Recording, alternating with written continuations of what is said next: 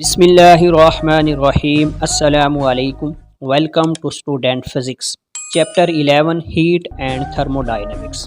Objective 1 के अंदर पूछा है an ideal gas in terms of pressure के लिहाज से average translational kinetic energy per molecules की वैल्यू क्या होगी।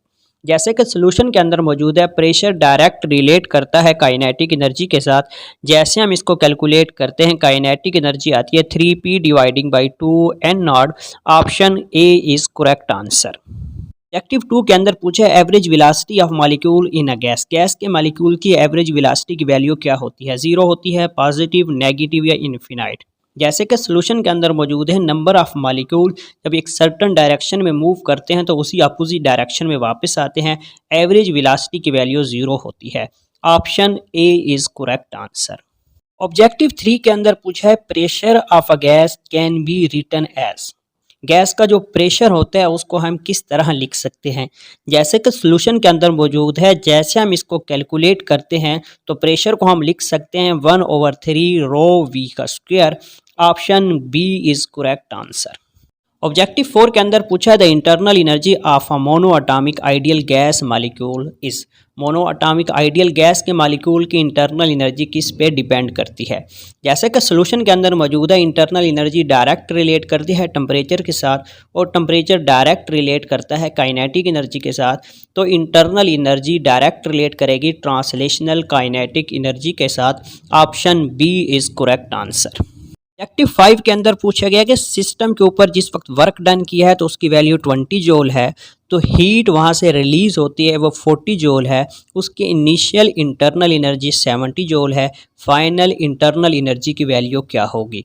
जैसे कि सोल्यूशन के अंदर मौजूद है according to first law of thermodynamics, जैसे हम इसको कैलकुलेट करते हैं तो हमारा आंसर आता है 50 joule. Option A is correct answer.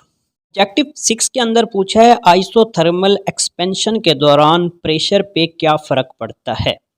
जैसे कि सोल्यूशन के अंदर मौजूद है प्रेशर और वॉल्यूम एक दूसरे के साथ इनवर्स रिलेट करते हैं। जिस वक्त टेम्परेचर कांस्टेंट होता है तो एक्सपेंशन के दौरान वॉल्यूम इंक्रीज करेगा और प्रेशर कंप्रेस हो जाएगा, यानी कि compressibility only. Option A is correct answer. Objective 7 के अंदर पूछा in which process the equation Q is equal to del U. Q is equal to del U किस प्रोसेस को रिप्रेजेंट करता है। आइसोथर्मल, एडियोबैटिक, आइसोकोरिक या नन ऑफ दिस। जैसे कि सोल्यूशन के अंदर मौजूद है according to first law of thermodynamics, Q is equal to del U सिर्फ उसी सूरत में हासिल कर सकते हैं अगर del v is equal to zero हो, यानी कि वॉल्यूम आपका कांस्टेंट हो। जिस वक्त वॉल्यूम कांस्टेंट होता है तो उस प्रोसेस को आइसोकोरिक कहते हैं। Option C is correct answer. Objective 8 के अंदर पूछा है compressed air coming out of the punctured football. जिस वक्त पंचर फुटबॉल से एयर बाहर की तरफ निकलती है तो टेम्परेचर डिक्रीज हो जाता है, तो इस प्रोसेस को हम क्या कहते हैं। जैसे कि सोल्यूशन के अंदर मौजूद है according to first law of thermodynamics, जैसे हम इसको कैलकुलेट करते हैं तो ये हमारा प्रोसेस एडियोबैटिक एक्सपेंशन कहलाता है। उस वक्त टेम्परेचर डिक्रीज हो जाता है और वॉल्यूम इंक्रीज हो जाता है। Option B is correct answer. Objective 9 के अंदर पूछा गया कि हमारे पास एक आइडियल गैस है, उसका वॉल्यूम एक्सपेंड कर जाता है V1 से V2 और 3 डिफरेंट वेज से। W1 के दौरान जो प्रोसेस है वो आइसोथर्मल है, W2 के दौरान आइसोबारिक प्रोसेस है, W3 के दौरान एडियोबैटिक प्रोसेस है। सबसे ज़्यादा वर्क डन कौन से प्रोसेस में होता है। जैसे कि सोल्यूशन के अंदर मौजूद है आइसोबारिक के अंदर सबसे ज़्यादा, दूसरे नंबर पे आइसोथर्मल है, लास्ट पे एडियोबैटिक आता है। Option A is correct answer. Objective 10 के अंदर पूछा है work done by the system. जिस वक्त सिस्टम वर्क करता है तो उस वक्त इंटरनल एनर्जी डिक्रीज हो जाती है, तो ये कौन से प्रोसेस को रिप्रेजेंट करता है। जैसे कि सोल्यूशन के अंदर मौजूद है according to first law of thermodynamics, W is equal to minus del U, ये रिप्रेजेंट करता है एडियोबैटिक एक्सपेंशन को।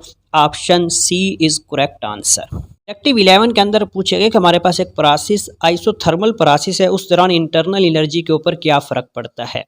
जैसे कि सोल्यूशन के अंदर मौजूद है आइसोथर्मल प्रोसेस के दौरान टेम्परेचर कांस्टेंट रहता है, क्योंकि इंटरनल एनर्जी टेम्परेचर के साथ डायरेक्ट रिलेट करती है। अगर टेम्परेचर कांस्टेंट है तो इंटरनल एनर्जी भी कांस्टेंट रहेगी। Option A is correct answer. Objective 12 के अंदर पूछा है मोनोअटॉमिक गैस के दौरान CV की वैल्यू 3R डिवाइडिंग बाय 2 है, गैमा की वैल्यू क्या होगी। जैसे कि सोल्यूशन के अंदर मौजूद है और जैसे हम इसको कैलकुलेट करते हैं तो गामा की वैल्यू आती है 5/3। Option B is correct answer. Objective 13 के अंदर पूछा है the SI unit of the molar specific heat. Molar specific heat का एसआई यूनिट क्या होगा। जैसे कि सोल्यूशन के अंदर मौजूद है, जैसे हम इसको कैलकुलेट करते हैं तो मोलर स्पेसिफिक हीट का SI unit joule per mole per kelvin है। Option B is correct answer.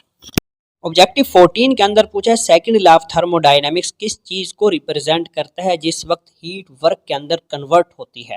Temperature को, डायरेक्शन ऑफ प्रेशर को, direction of flow of heat को, डायरेक्शन ऑफ फोर्स को। जैसे कि सोल्यूशन के अंदर मौजूद है second law of thermodynamics heat can be converted into work और ये रिप्रेजेंट करता है direction of flow of heat को।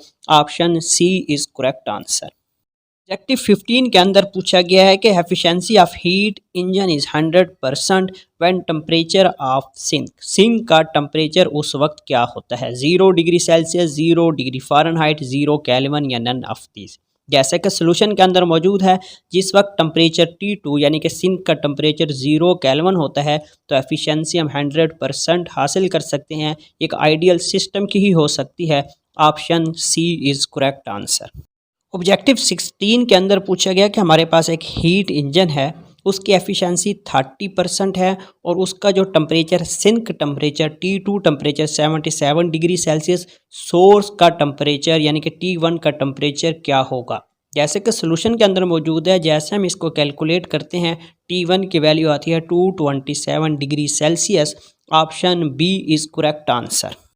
ऑब्जेक्टिव 17 के अंदर पूछे हमारे पास एक थर्मोडायनामिक स्केल यानी कि एक टेम्परेचर स्केल है, वो इंडिपेंडेंट है नेचर ऑफ सब्सटेंस से, तो उस थर्मोमीटर को हम क्या कहेंगे। Centigrade scale, Fahrenheit scale, Kelvin scale या थर्मोडायनामिक स्केल। जैसे कि सोल्यूशन के अंदर मौजूद है the SI unit of thermodynamic scale is Kelvin. Option C is correct answer. Objective 17 के अंदर पूछा net change in entropy of the system in a Carnot cycle. Carnot cycle के दौरान एनाट्रॉपी की वैल्यू क्या रहती है, पॉजिटिव, नेगेटिव, रिमेन सेम या some time positive some time negative.